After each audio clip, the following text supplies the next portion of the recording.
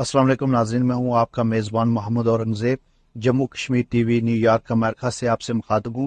मेरे साथ आज रियासत जम्मू और कश्मीर के आज़ादी पसंद रहनुमा जनाब सरदार अनवर साहब मौजूद हैं। थैंक यू सो मच सरदार साहब, आपने टाइम दिया। सबसे पहले मेरा ये सवाल है कि ये अगस्त का महीना है, हिंदुस्तान और पाकिस्तान जश्न आज़ादी मना रहे हैं। रियासत जम्मू और कश्मीर के लोगों को उनकी तकरीबात में जाना चाहिए या जश्न आज़ादी को सेलिब्रेट करना चाहिए, इसके बारे में आप क्या समझते हैं?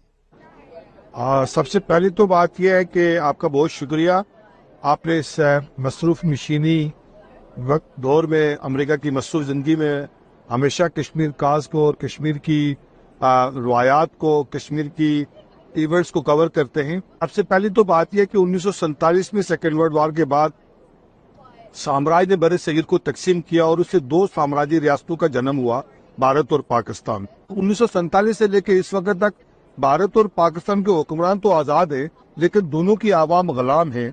दोनों की आवाम मजहबी जुनूनियत का शिकार है, नफरत का शिकार है, गुर्बत का शिकार है, तहफ़्फ़ुज़ का शिकार है। आवाम तो आज़ाद नहीं हुई है।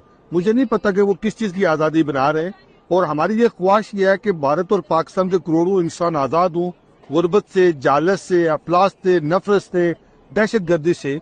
और दूसरी जो सबसे बड़ी बात है कि रियासत जम्मू कश्मीर भारत और पाकिस्तान के दरमियान तकसीम है। एक बड़े खित्ते के ऊपर भारत का कब्जा है, दूसरे के ऊपर पाकिस्तान का कब्जा है, और कश्मीरियों के खून के ऊपर भारत और पाकिस्तान की अफवाज बन रही हैं और बैन अवी साम्राज्य अपना इसला बेच रहा है। इस पूरे एजेंटोक्रेसी के, कैपिटलिज्म और इंपीरियलिज्म के मैकेनिज्म को समझने की जरूरत है। तो हम ये समझते हैं कि रियासत जम्मू कश्मीर की जो आज़ादी है वो बड़े सगीर के तमाम इंसानों की आज़ादी है, क्योंकि रियासत जम्मू कश्मीर भारत, पाकिस्तान और चीन के दरमियान वाक़या है, और वाहन की पट्टी को भी शामिल करें तो सेंट्रल एशिया, उस लिहाज से कश्मीर तकरीबन दुनिया की आबादी का 40% है का न्यूक्लियस है।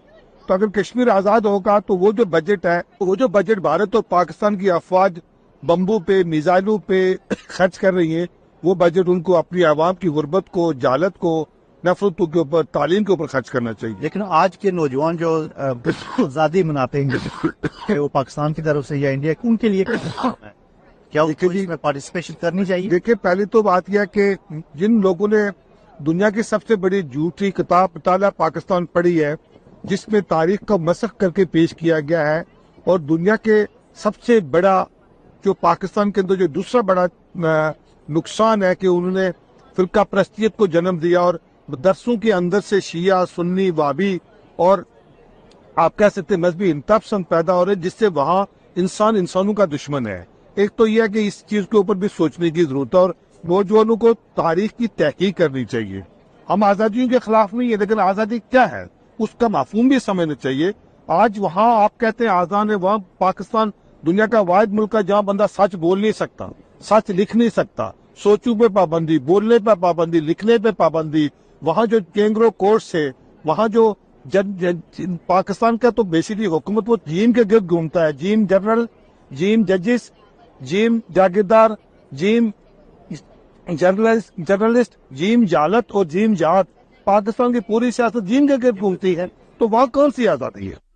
Thank you so much Mohammad Aurangzeb, Jammu Kashmir TV New York.